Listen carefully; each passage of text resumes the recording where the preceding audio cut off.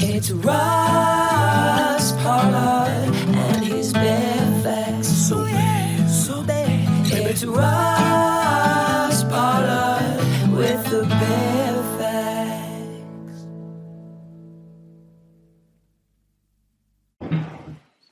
Darren Hodge is a name that some of you will be familiar with. It's a name that some of you won't be familiar with. But for a man only in his 50s, he's given more than half his life to helping the Victorian community and indeed communities abroad as well. Darren is a mobile intensive care ambulance flight paramedic working for Air Ambulance Victoria. This is his job title and this is part of his definition, but there's a lot more to Darren than that. Darren, also known as Hodgie to his friends and colleagues, has been kind enough to join us today. So we're going to have a chat to Darren about what brought him into ambulance, what drives him, the highs, the lows, and everything in between. And who knows where this will end up. Darren, thanks for joining us today. Thanks, Ross, for having me. Darren, do you mind if I call you Hodgie? Well, you normally do, Ross. Darren, let's go back early on. I remember reading an article somewhere, your interest in ambulance started with you living next door to an ambulance branch or somewhere near one, is that right? No, next door neighbour was a paramedic or an ambulance officer back in the day, and the seed was planted. So I can remember being 4 years old and the big ambulance was parked in the driveway, he was on call, and that was it. I was done. I was hooked. What age did you start in ambulance? 21 on the day. 21. And that was the youngest you could start? At the time, yeah. What did you do before that?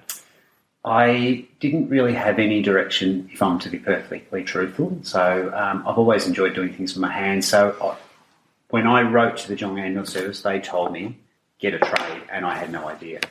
So I applied for a few and got a job as a fitter and turner. I hated it from day one. It was terrible. But I was somewhat good at it, I suppose, and I won Apprentice of the Year in third year, and then started they had their own training facility, so I started a cadetship in mechanical engineering. But you have to have some creative ability to be a mechanical engineer, and I don't. So the writing was on the wall very quickly. I had to get out really quick. But I was really just biding time to apply for the ambulance service. I had a chat with one of your colleagues and dear friends, Justin Noonan, earlier this year. Competitive process for you to get back in, lots of interest and not many spots? Absolutely. It was a very different time, and I think there was several hundred applicants for my position and had to go through the old school interview process and physical capacity test, and et cetera, et cetera. But, I was really lucky to be given the opportunity, and here I am now. So I consider myself very fortunate to have had the career I've had. So you started down in Geelong? Started in Geelong. What year? And just a bit about the conditions and the sort of patients you were responding to and the gear or lack thereof back then. It's really funny when you look back now. So 1987, October of 1987, and I think the only drugs that we carried at the time were syrup of Evicac and Entonox. We didn't have monitored defibrillators. And I'm actually not sure what we did other than just pick people up and took them to hospital. So very, very lowbrow. We look at the paramedics today, and the Victorian community is so lucky. These are really talented, highly skilled, well-trained and well-equipped paramedics serving them. So it's changed a lot in 36 years. They don't get pushed to the limits, though, as much, do they? So you could be responded for Geelong to probably a nasty car accident somewhere along the Great Ocean Road with not a lot of resourcing, and it's all up to you. No air support, no MICA backup. That's very true. I think, back in the day when I said we had 400 paramedics in Victoria, and, we've now got somewhere over 5,000. So the same amount of high-acuity work is the same as it was all those years ago, but we have thousands of paramedics, so the dilution and exposure to high-acuity work is far less. So, it's probably a good grounding to learn and make all the mistakes, etc. Can you remember a job early on where you arrived and you're like, crikey, I'm into it up to my elbows here? First cardiac arrest. I was always, I think as a paramedic, you have those jobs that you want to do, not because you want to go to a cardiac arrest, but you want to tick the box and get it over and done with. and mine was that, and it was on a softball field, and a man had collapsed. I remember going there and getting the airway equipment out, and I remember going through the bag and I couldn't find what I was looking for. That's because I had it in my hand the whole time. What year was that? 87. 87. 87. Jeez. So, and that was the Geelong ambulance service, wasn't it? Whereas now we're all one big service. that's right. So it was GAS, Yep. Oscar Golf back in the day, and really small workforce, but really, really, really lovely people, and really good, talented paramedics back then in the day. And I have fond memories of working down there. So I'm assuming some of those fond memories are some good micro officers that you came into contact with that inspired you to want to do that? No, we didn't have mica back then in Geelong. You didn't have any mica? No mica. And I only lasted 2 years in the Geelong Ambulance Service, and I moved up to Metro, and that's when I first got exposed to mica. Altona, is that right? Altona I Branch? started at Werribee on call. What a baptism of fire that was. 23 years old, maturity of a 10-year-old, and they give you an ambulance and take it home, and off you go out into the community by yourself. It was really quite crazy when you think about it. You can't imagine on call now, can you? Because it's so built up, like out through Point Cook. We're almost getting to a point where Melbourne joins Geelong, aren't we? That's Whereas right. Back then. I don't know what sort of workload we did, but probably 60 or 70 jobs a month back then. So it was really a quiet branch, and so very different time. Yeah. So okay, when tell me about mica. When did you get onto mica? So again, you had to be 5 years in the job, so I applied at sort of, I guess, the 4.5 year mark, not expecting to get in. But again, very fortunate to get in, and once again, very competitive process. So I'm actually sure how I beat all those people. I think there was 5 or 6 spots. So How many applicants? Let's say 100, maybe 200. Yeah, I remember seeing a big room full of people doing exams. So again, I was really lucky, and I was the youngest mica paramedic in the state when I started. Age? So that would have been 26. And in all honesty, far too young and too immature to be there at the time. That is young, isn't it? That is young, yeah. And but it was a very different time, and the difference in today's ambulance was that you're always working with someone who was 10 or 15 years your senior. Very, very senior group of people on mica at the time. Only the 6 mic units in Melbourne, so 1 to 6, and 6 being down on the peninsula wasn't really part of us. It was a separate one, but very, very senior and very, very skilled paramedics back in the day. Can you give us a couple of names of people that you trained with who had a real influence on you? Dan Morrissey, Justin Noonan, who you spoke to. They were probably only just ahead of me in getting onto mica, but you talk about some legends of the game. You've got Steve Mulholland, Bill Barger, Greg Cooper. Greg Sasella was our CEO. He was a particularly slick operator, one of my CIs. David Howes, what a wonderful human he was, a wonderful, kind team manager, and some real legends of our industry back in the day.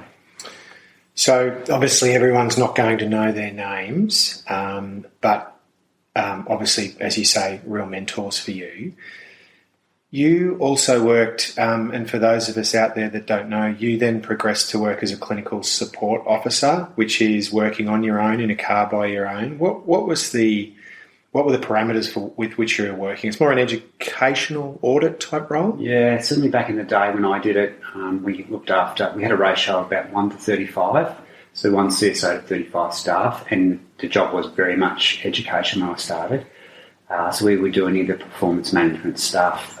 We would do any sort of clinical reviews that needed to be done.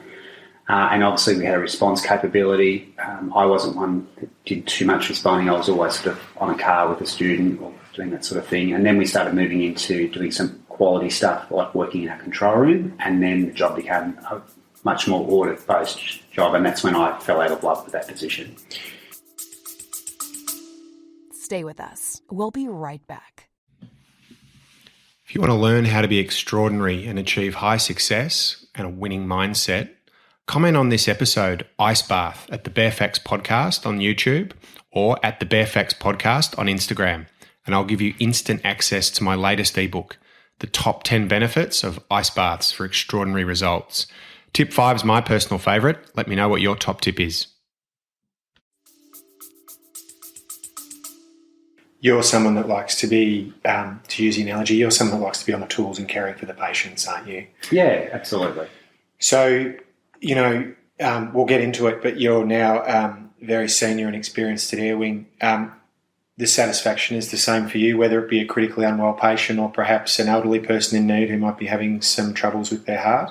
I think the real privilege of our job is that we can reduce pain and suffering to people. And even on those jobs that aren't the big ones or the big high acuity jobs, getting someone to a cath lab in a timely fashion or just taking someone's pain away that's got a simple broken leg, that's great satisfaction, I think, for all of us who do that sort of stuff.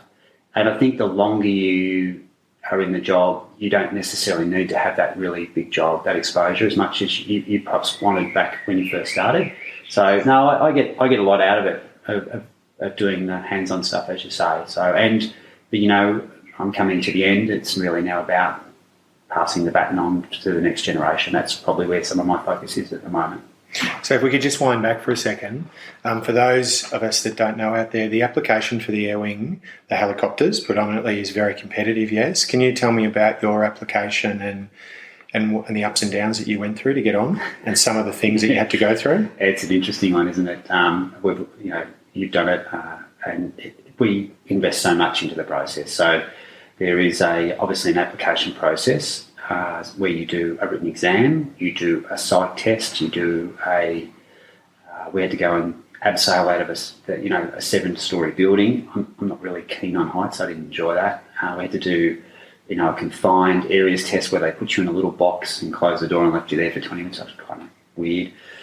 But the one that everyone talks about and everyone dreads is the dreaded scenario. So pretty serious process whereby you have actors, it's all filmed, and the concept is relatively simple. We just create a huge cognitive load on the participant, and then we overload them, and then they add something else. They twist the job, and it's about your ability to respond. And I have a lot of respect for anyone who does that, because most of us have spent hundreds of hours preparing. We've invested a lot of time and effort, and the failure rate is really high. So I'm not sure what it would be, but it would have to be, I guess, 50 or 60% of people would fail. Apparently, first time around, it's 80%. Oh, is that right? Yeah.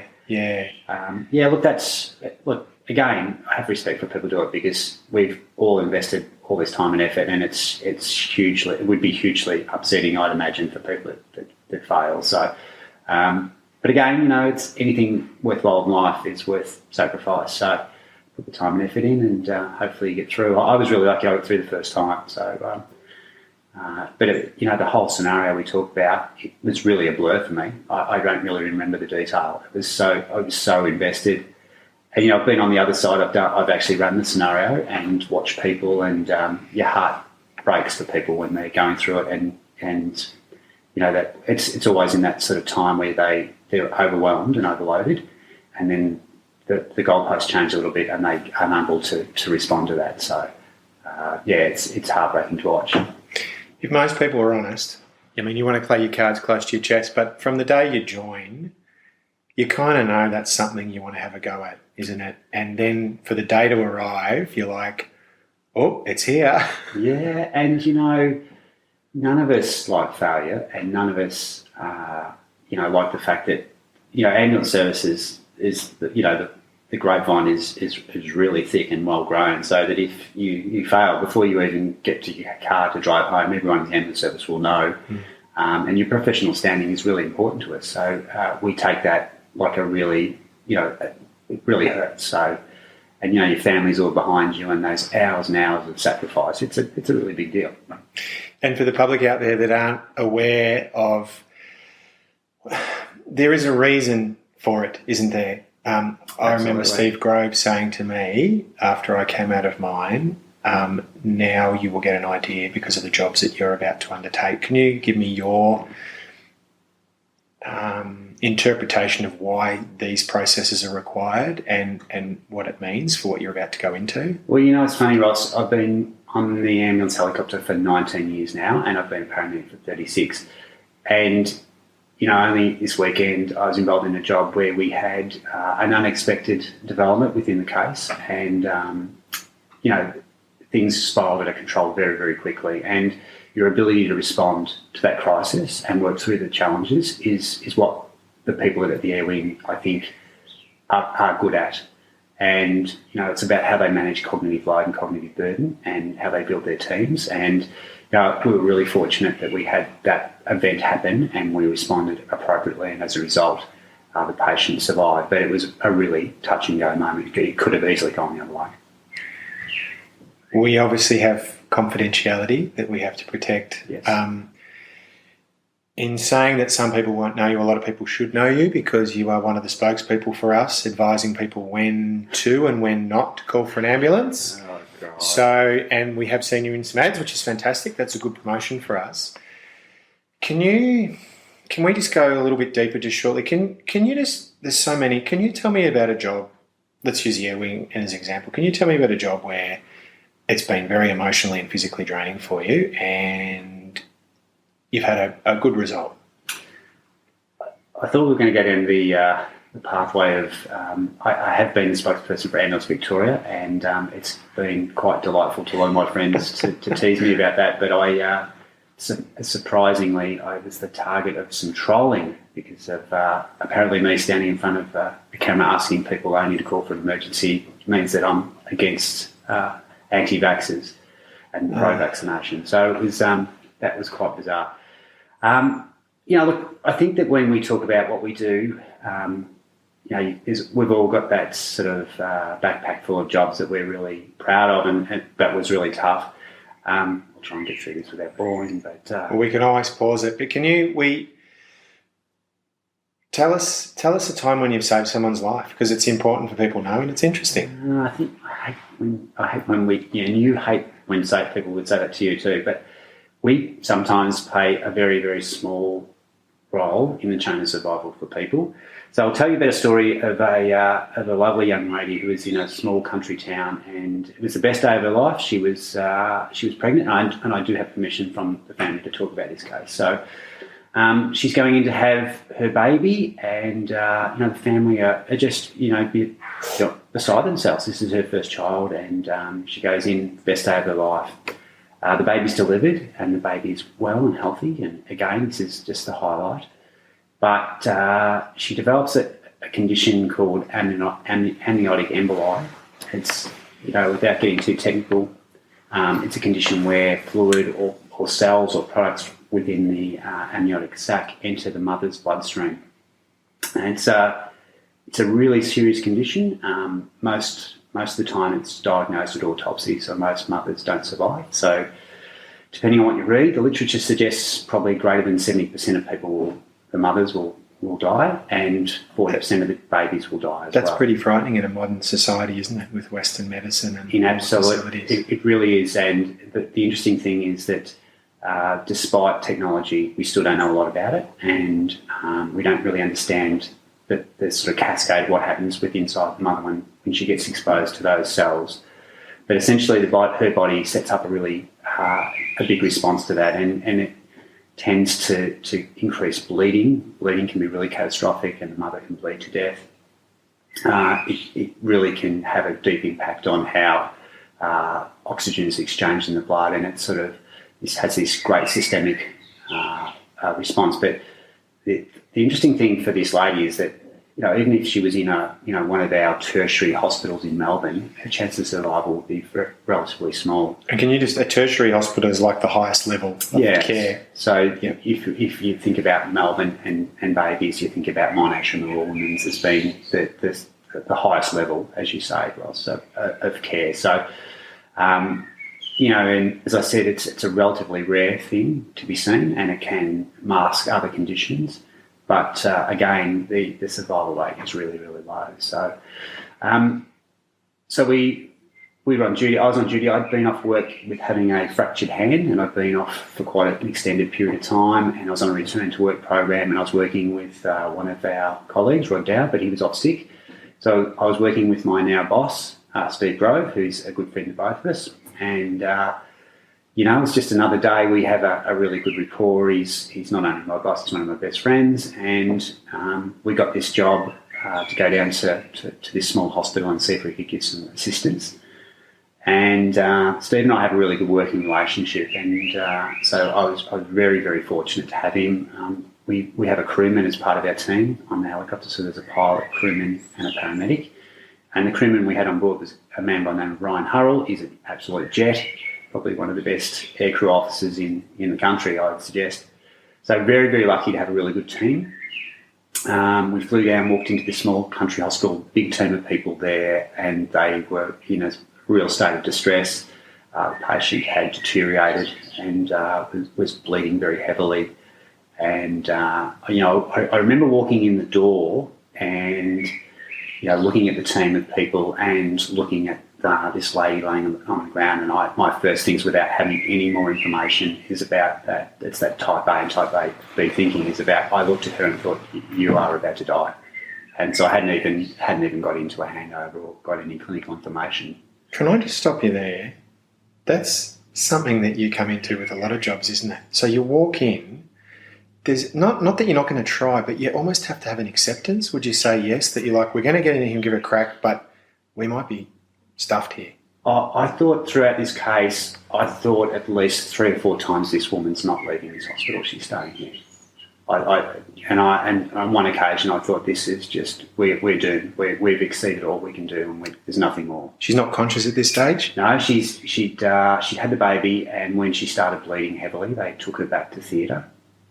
And she was really lucky. The team down at this small hospital were onto it relatively quickly, I think. So they took her back to theatre, and they put like a big, I guess, a balloon into the uterus, and they fill it with water, and that compresses the bleeding. And so they'd done that. So they were onto it. They had arranged to get some blood products brought to the hospital. They used the blood products they had at their hospital, and they'd arranged some more. So they were onto it. But despite what they'd done, things were just really, really dire, and her blood pressure was not recordable, and she looked absolutely shocked. So as I said, really lucky to walk in there, and we walk into a job like that, and we immediately try and build a team and get a grasp of what's happening, and then form a plan. So I introduced myself and Steve and Ryan, and got a handover, and the staff were they were receptive to it there. I think they feel a sense of relief that we're going to take the patient away, and that this terrible situation is going to go, but we had a bit of work to do before we left. And as I said, really lucky to have Steve there. So we tend to work in compartments. So once you get an idea of the job, you go down and break out down your priorities, and I gave Steve the role of looking after and monitoring the hemorrhage, the blood loss from the vaginal blood loss.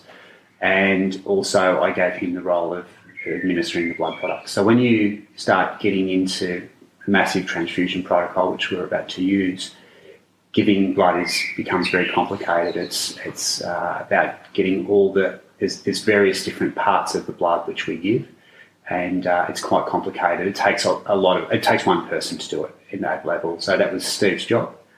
Ryan was our run-around guy, and he was running around getting all the equipment and monitoring and things on that. And I started the resuscitation phase and putting some really powerful drugs into this lady to try and recover her blood pressure. Which also have powerful side effects too, don't they? They do. Yeah. And that's exactly what happened. So we very quickly went to our maximum limits on the drugs. We were still not getting a response.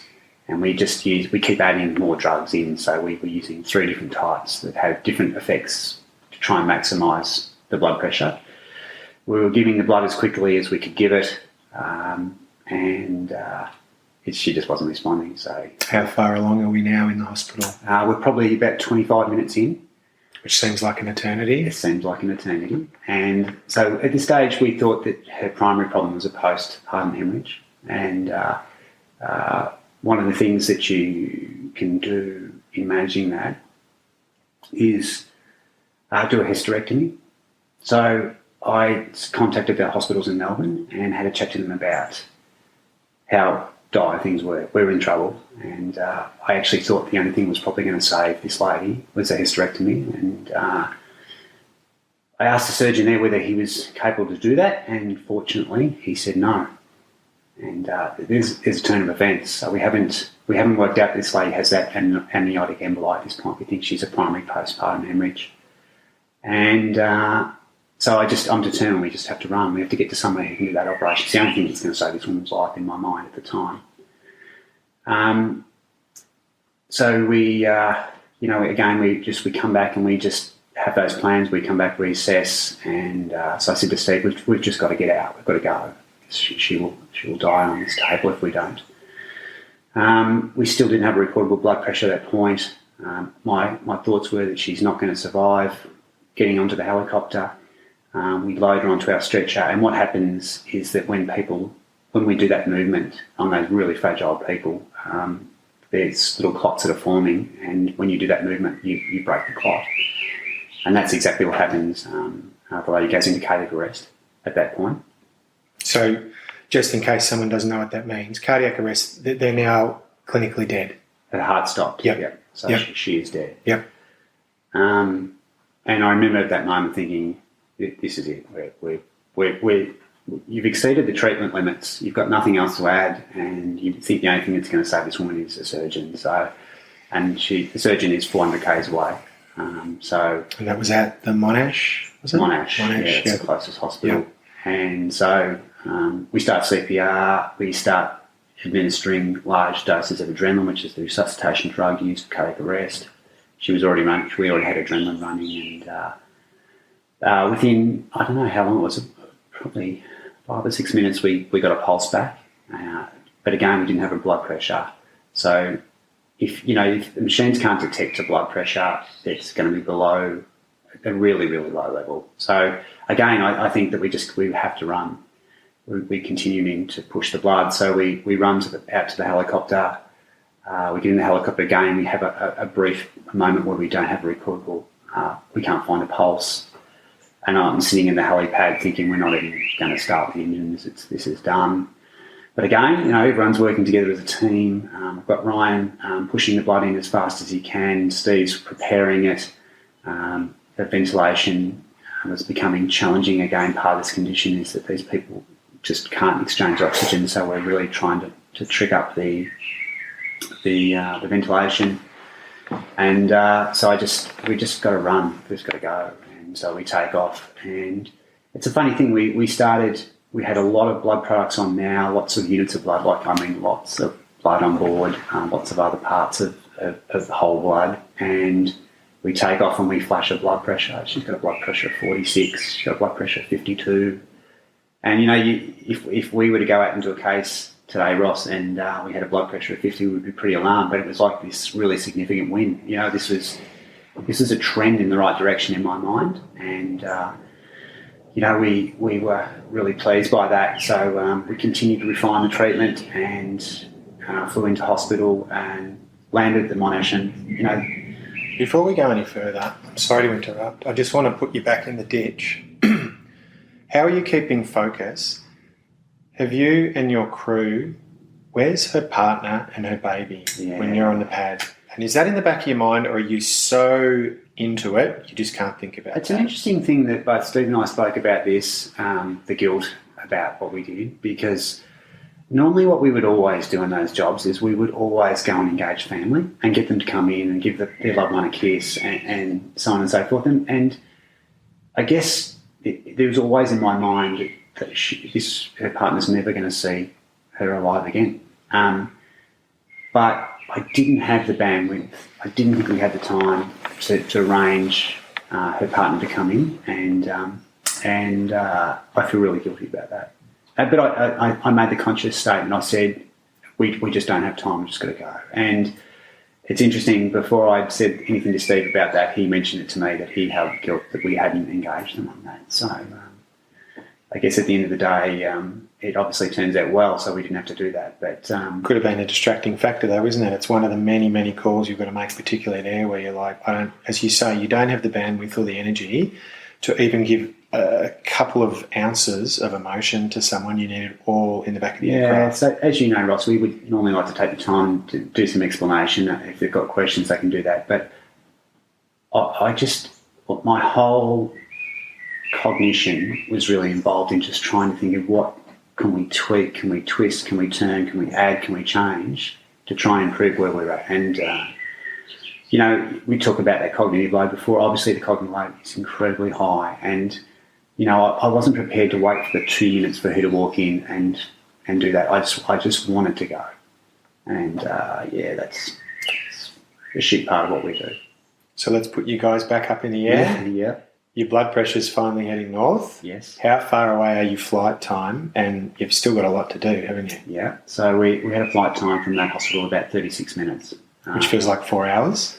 Which feels like 4 hours. And, starting a helicopter and shutting it down takes a few minutes. And, sometimes I think we all would like to just, reach through the front and say, for Christ's sake, let's get on with it. But our pilots are really, they're clued into this stuff. Like they sense the situation, and you hear them making the fine adjustments to try and pull every speck of power out of those helicopters to get us there quickly. So it's not lost on them what's going on. The back of the helicopter is really just a flurry of discussion, a flurry of activities. We're all working really to capacity.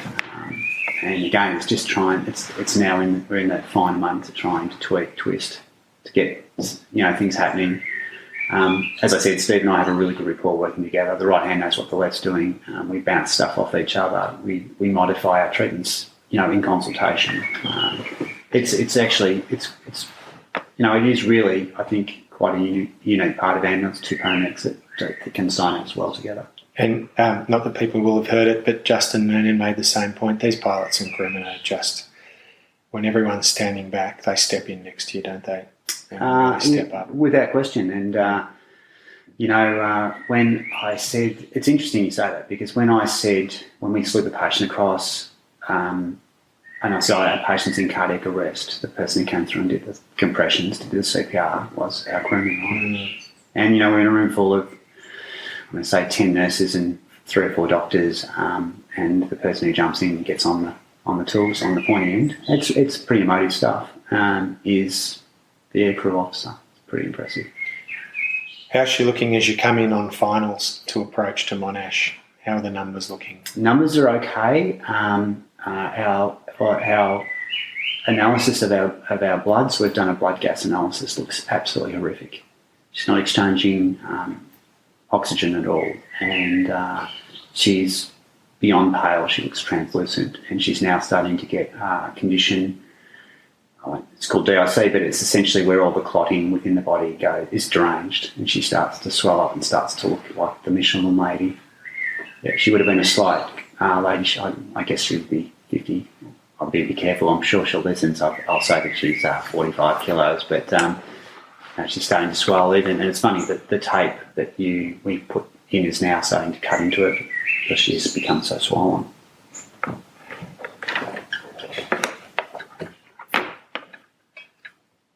Who did you hand over to? Straight into theatre with the view of having that emergency hysterectomy done. So we handed over a really good team of doctors and nurses at the hospital. And the interesting thing, the really positive about what we've done is the fact that we now have a blood pressure that we would accept. So her blood pressure was sitting on 60 when we walked in. And the beauty of that is that we don't have to make really rash decisions medically from the hospital's point of view. So what would have happened to that lady if we had no equivalent blood pressure is they would have done an emergency hysterectomy. But they didn't need to do that immediately. So they started doing some more tests and some exams and some probing, and that's when sometime later they discovered that she had this condition called that amniotic emboli. And the procedure you say it's lucky they didn't do, what would have that procedure done to this lady had they not scanned? She would not have had any more children again. Wow. Yeah. And that's something that didn't need to happen? No, well, as it turns out, no. But I guess you're in that trying to survive, trying to make her live mode, and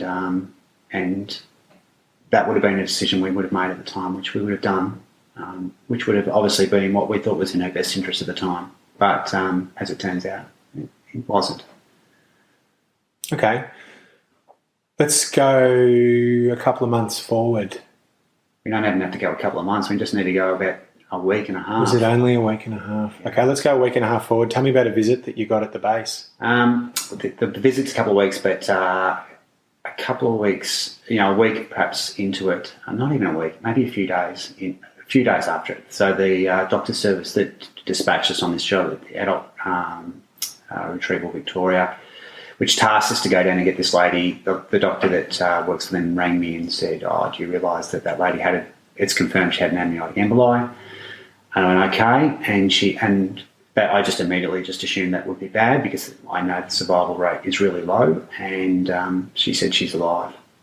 And, that night, her condition deteriorated and they were about to put her onto the bypass. So we call it ECMO. So the tool that actually bypasses your heart and your lungs. So her body's response to this condition was such that they weren't working anymore. But around midnight, her condition stabilised, and then she just began this relatively rapid progression of recovery. So I think within a couple of days, she had the breathing tube out and she was holding her baby. So pretty amazing. Jeez. Tell us about the visit. Who came and visited you and Steve and Ryan? Both mums came out and visited us at the base with little Charlie, and really emotional. It's good. As I said, I'm coming to the end, and these moments are really special. So got to hold little Charlie. Interestingly, when Steve held Charlie, he cried, but when I held him, he seemed to be happy. Probably just very intuitive baby. There you go. I am somewhat disappointed because we gave the family a little ambulance teddy, and they've named the ambulance teddy Steve. And Steve Grove obviously said that's because they liked him better. So Paramedic Steve, it sounds creepy to me. Little teddy Steve. So it's funny, you've done it for so long, but nice to know that even if you can't remember the others, you can remember this one. And you've saved a person's life who should have died. And played a very, very small role in the chain of survival. Well, that's debatable. I would say that there's no point doing the surgery if they don't get you there. So, yeah, but I think that I don't want to overplay the position. I think that if you sat down and looked at that woman and you got the people that cared for her over her hospital stay, there would be hundreds of people in the room, and they all contributed to that. All right, well, we'll reword it. Nice to be part of the chain of those that assisted with the survival. Well done, yeah. Well, that's quite the story, and some of you will probably need to get your tissues out there and wipe the tears away. Gives me the goosebumps. Why are you still in the job? I'm actually not sure sometimes. I truly aren't. I love doing what I do, and I've had a really, really wonderful career. There's certainly been some hiccups along the way, as we know, Ross, but it's been a great job to me, and I think it's really important now that it's the give back time. So how do we give back to our young workforce? How do we create a really good work culture and work environment for our young people? And, I do some mentoring things on the side. I work with our young people, but I'm really interested in our young workforce and what sort of a workplace we can create for them. You have done a lot of education, haven't you, through Monash University? Yep. Very satisfying. Look, it has been. I've always loved teaching, be it at the side of, at a car accident, teaching someone to put an IV in or in the classroom. I think that we are obliged to give back. The career's been pretty good to us, so we are obliged to give back. So we'd have to go for 5 or 6 hours to get through all the things that are interesting about your ambulance stuff. So I'm just going to drift to the side. You wrote a book. I did write a book. Can you tell me what it's called for the audience? Called A Life on the Line by Darren Hodge. And it's about ambulance, yes? And your experiences? It's all about ambulance and my ambulance career. So it's not, you won't hear too much about my personal side of life, but it's a really good thing for me to do. I'm really proud of it. It wasn't, I'm not actually sure why I wrote it, but it was largely around mental health. So, I found myself in the Bali bombings, one of the Bali bombing two, with my lovely wife when we were trying to get married. And I found that really a troubling experience. You guys were drawn in as medics to assist and help? Yeah, so we were there to get married, and the restaurant that we're getting married in was one of the places that was targeted. So, but I remember through Bali One that I remember seeing someone being interviewed, and he was a terribly burnt man, and he made the comment that he knew he was going to be okay because an Australian nurse came and stayed with him. Wow. So, we'd only been there for a few hours when it happened, and so I said to Julie's a nurse, maybe we go down and just see if there's anything we can do. Maybe we just buy someone a bottle of water or something, I don't know. But we went down and we found ourselves looking after a man by the name of Terry Fitzgerald. He was there with his daughter Jessica. They were both critically injured, and really sadly, Terry's son Brandon was killed in the bombing. And that experience, it's a long story, but it was horrific. And I get to see things that I wish I'd never seen, and experience things I wish I'd never experienced. So Terry wrote a tribute book to his son who was killed, and I wrote a chapter for the book, and I found it really cathartic. So at that point, I sort of had learnt this message about my mental health and I started journaling. And before long, as you know, whilst you've been still for a period of time, you've got a reasonable amount of those stories that you tend to focus on or reflect back or think about, or that come to you in the middle of the night. And so I wrote about all those jobs, and it was again really powerful for my mental health. But before I knew it, I had a bit of a manuscript, and I had a really friend who's written lots of books. She said, "Let's get it published," and that was a lot simpler said than done. But I eventually did get it published, and I'm really proud of it. I'm really proud of it because I think it's a good message to young people, paramedics, about journaling and the value of mental health. But the thing that tickles me most about the book is when I'll be at a hospital and some young paramedic will come up and say, "I read your book," and I say, "Oh, that's great. Did you like it?" And that's it. That's the reason I joined the job. Oh wow, that's terrific. It is. It's really good. It's incredible. Not everyone's been a fan of the book, as you would imagine, but those little moments are really special to me. That's great. I know that's not why you're on today, but can we just please plug it? Can you give us your website? I believe it's www.lifeonthelineBook.com. Yep. And there's also an Instagram that people can look at as well. Yeah. What's the Instagram address? A Life on the Line book. Yep. And I think that's on Instagram and Facebook. So come and have a follow. Send me a message. I'm really lucky now. I'm doing a bit of public speaking, getting around, putting the message out around mental health and first responders, and I get to meet lots of people, so it's great. So on the site, people can, if they wanted to, book or get in contact with you if they wanted you for a function? Yep. Terrific. You're being dragged in another direction now too, aren't you? Can you tell me a bit about that? I know you have to be... Yeah, I've been really, really fortunate to be asked to go down to one of the AFL football clubs. I think it'd be okay if I say it's Carlton, and work with them down there around the leadership space, and work with the leadership group. And it's been a really fun experience. I'm really lucky because not only am I hoping to impart some things around leadership for those guys, because a lot of our stuff I think is transferable, but I'm also learning some stuff from them about good cultures and being respectful, and some of these systems and things are really great. So I hope to plug them back into ambulance, and it's a bit of a win-win for me. That is terrific, because you think about ambulance and you're the jack of all trades, but you think it's unlike a lot of other industries or careers. You sometimes think, how am I going to transfer this into another career or another industry? Yeah, it's very difficult, isn't it? I think we have a very, very unique skill set. I also think that we perhaps tend to underappreciate the skills that we have. And, it's, working into a scene and building a team and managing crisis and, you're dealing with really difficult situations and huge cognitive load.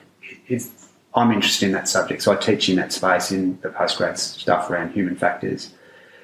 But it is really transferable to a lot of other things, and I did some education for the players around understanding their disaster personality and managing cognitive load, and I was really quite taken back by their response. They've really taken it up and want more information, and we're obviously doing that. But I, as I said, I'm just so incredibly impressed by the culture that they have in this club, and the people. They're just all terrific people. They're so motivated, and I think it's quite a pleasure to be involved in. Really lucky. Post-traumatic stress disorder. Yes. How do you deal with it? Well, I think like most of us, I tend to try and keep myself pretty fit, pretty active. I'm pretty lucky. I've got a supportive wife, and she's in the industry, so she understands. I've also got a son who's a third-year medical student, so he's beginning to understand. So we can have our conversations at our dinner table when our son's girlfriend comes across. I think she might be scarred by it. She might have PTSD from hearing the conversations at the dinner table, but having some understanding around that's good. Obviously, writing the book was really powerful, and I still journal now. I wrote about the amniotic emboli and so forth, and I've got the little photo of Charlie and me and Grover and Ryan in my little flight book, so I look at that every day when I work. But we're very lucky where we work, Ross, because we've got really great peers. So we have an informal peer support program. So we have a formal one where people will ring up and say how you are, but we have an informal one. So what tends to happen in our workplace is that if you do a bad job, that the word gets around and people will text and call you to make sure you're okay. And I find that perhaps the most supportive part of what we do in managing PTSD.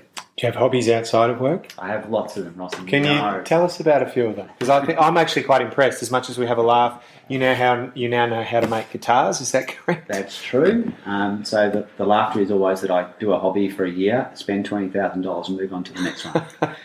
So I'm about... Means you're a good money manager if you've got all this money. Yeah, well, I'm about halfway through this one. So I built a couple of electric guitars and really lucky to do a course out at Clayton with DJs guitars. If it's more than a guitar making course, it's a mental health management strategy.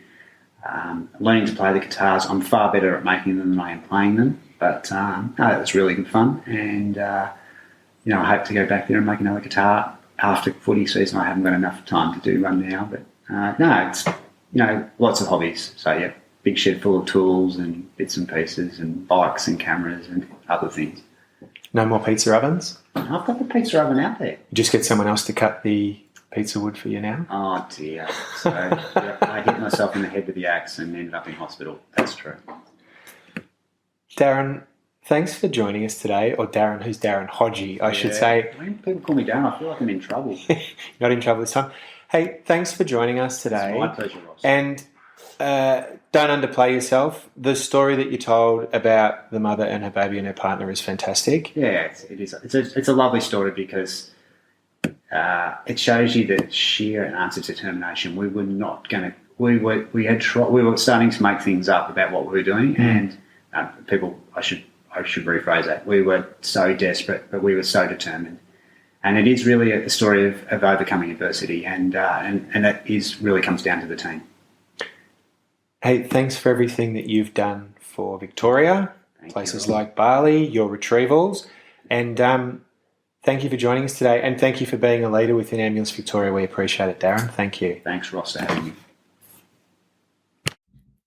Thanks for listening today. We're glad you could join us. For more information on today's episode, previous episodes and upcoming episodes, please go to @TheBareFacts Podcast on Instagram.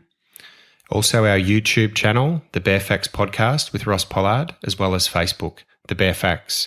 And please get in contact with us. If you are an extraordinary person, you know an extraordinary person, or you've been in an extraordinary situation.